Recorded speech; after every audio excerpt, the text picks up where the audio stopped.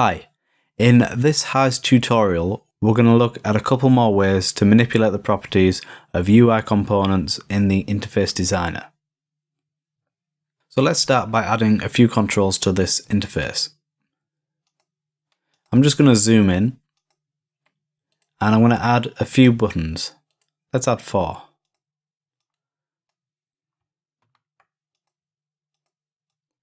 And I'm just going to reposition these. So far we've been editing all our properties over here in the property editor. But let's look at another way we can do this. So behind the scenes in HISE, all of the data relating to all of the controls on your user interface are stored in a format called JSON. That's JSON. Now JSON is an object format that's used by lots of programming languages, and it's a great way of storing hierarchical data. It naturally presents a tree view, which makes it great for this kind of task. If you are a programmer, you might be familiar with JSON, but if you're not a programmer, don't worry, you don't need to know anything about programming in order to be able to work with JSON in the Interface Designer. So to view the JSON data for this button, all we need to do is click on the button in the widget list and press J on our keyboard. And this box pops up and it says Editing JSON. What this shows is the properties that have been set, the most basic properties that have been set over in the property editor. So we've got the type of control. This is a script button. That's only really useful if you're going to do some programming. You don't really need to know about that, but it's just telling you it's a button. We've got the ID of the control. We've got the X and Y position and the width and the height. So you might be looking at this and thinking, that looks just like what I've got in the property editor. Why would I need the JSON? On its own, it doesn't really provide anything extra. But if we select multiple controls, let's select 2 buttons and press J, we can see the data for both controls at the same time. And if we select 4 controls, press J, we can see the data for all of the controls that are selected at once. So this overview of all the different properties of all the controls can be really helpful, and you could copy and paste this into another editor to make it easier to manipulate the properties of controls. And if you've got a big project and you want to manipulate a lot of properties at once, this can actually be a much quicker way to do it. We can also edit the JSON directly within HISE. Let's go back to just one button. I'm going to press J. Let's add another property. So we've got to end the line with a colon, and then we start the next line with the name of a property. Let's call it Save in Preset. And then we close it with another quotation mark. So this is the name of a property, and we've got that over here in the property editor list. So we know that's a valid property. And we put a colon after that, and then we type the value we want to assign to this property. So it can be true or false or 0 or 1 for a button. So currently the value is 1 because the button is enabled. So I'm going to put 0. Now to actually apply this, we have to press F5. So I'm going to press F5 on my keyboard. And now that's been applied. And as you can see up here, the indicator, the red circle here, shows whether or not the save in preset value is 1 or 0, if it's enabled or disabled. If it's red, it's disabled, which is what we set it to. And we can click on the control and see over here, it is indeed disabled, and that's what we set it to in the JSON. And if we change that to a 1, I'm going to hit F5 again, and now the circle's gone green, and it's enabled over here. Now if we actually go back into the JSON, you'll see that that value that we entered has disappeared.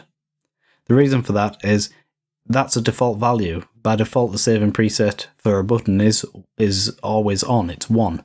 So there's no need to show that in the JSON. But if we change that value up here by clicking the button, that property reappears in the JSON, and it actually says false, whereas we put 0, HISE by default goes to the Boolean value of false. But true, false, 0, 1, it's fine, whichever. If we select multiple controls now, and press J, and we could copy this, got to put a comma at the end of the previous line, and we could paste it into another control. Or we could paste it into several controls. And I'm going to hit F5. And now all of them have that property set to false. As we've seen in previous tutorials, another way to change a single property of multiple controls is to select all the controls and just change the property in the property editor. But sometimes you might not be able to see all of the controls at once. They might be hidden behind other controls or in a hidden panel, for example. So it can be helpful to be able to edit the properties in the JSON. Let's look at a way of taking the properties of one control and applying it to several other controls. So if we take button 1, let's say we want to add a tooltip to this button, and we're going to call it My Tooltip. I'm just going to press enter. And let's say we also want to change the text to say this is a button.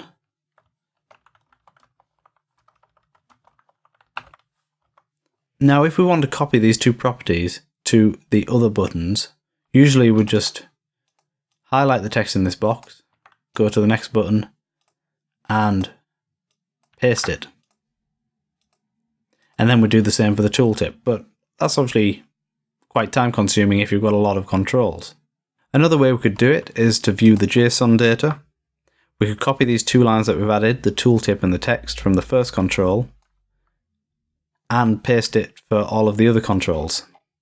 But what about if we wanted to copy this X value as well and apply that to all the controls? Well, we couldn't select the X here because it's not on a line after a previous line. Like, we can select a block of 3 lines in a row, but we can't select 2 lines and then one that's up here. It'll just select all the ones in between, or it'll just select that one.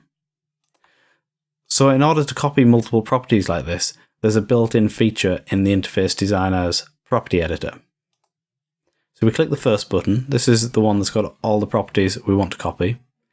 And in this case, we're going to copy the text, the tooltip, and the X position. So we're going to click over here to select the text. We're going to hold Control or Command and click the tooltip. And while still holding Control or Command, we're going to click the X.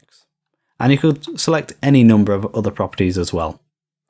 And then we're going to click this little button here, which if I hover the mouse over, the tooltip says copy the selected properties. So I'll click that. And now we're going to select the other 3 buttons. And then next to that button that we just clicked, the one that said copy the selected properties, we're going to click this button which says paste the copied properties to the selection. Okay, so we'll click that and the X position has been pasted, which is why all the controls have shifted. The text has been pasted and the tooltip has been pasted to all of these buttons in one go. And we can have a look at the JSON data for that to confirm everything's gone through as we expect. So that looks good. So that's a quick, easy way to copy properties between controls, and it'll only apply to properties that are shared between the selected controls. For example, if I add a knob has a range property defined by the minimum and maximum values. If I copy them and paste them onto a button, and a button doesn't have a minimum and maximum because it's either on or off, it won't be able to paste the values. There's nothing for it to do with the button. But both the knob and the button have a text property, so I could copy the text from the knob and I could paste that onto the button, and that would work just fine. Alright guys, thanks for watching. I hope you found this useful. If you have any comments, questions or suggestions, please leave them in the comments box below the video on YouTube, and I will see you next time.